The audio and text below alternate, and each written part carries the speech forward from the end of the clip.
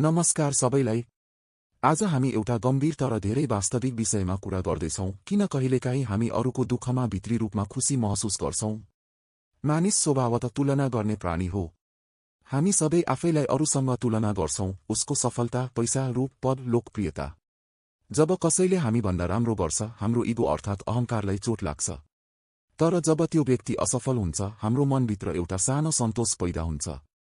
यसलाई मनोविज्ञानमा स्चेरेनफ्रुइड भनिन्छ, अरूको दुःखबाट आनन्द लिनु। तर किन यस्तो हुन्छ? पहिलो कारण प्रतिस्पर्धा। समाजले हामीलाई सधैँ अघि बढ, जित, अरूभन्दा राम्रो बन भन्छ। त्यसैले जब प्रतिस्पर्धी कमजोर हुन्छ, हामी सुरक्षित महसुस गर्छौं। दोस्रो, आत्मसम्मानको कमी। जब हाम्रो आत्मविश्वास कमजोर हुन्छ, अरूलाई तल झरेको देख्दा हामी आफैलाई माथि उठेको जस्तो महसुस गर्छौं। तेस्रो, ईर्ष्या। ईर्ष्या दबिएको भावना हो। हामी सिधै स्वीकार गर्दैनौं कि हामीलाई ईर्ष्या लागेको छ।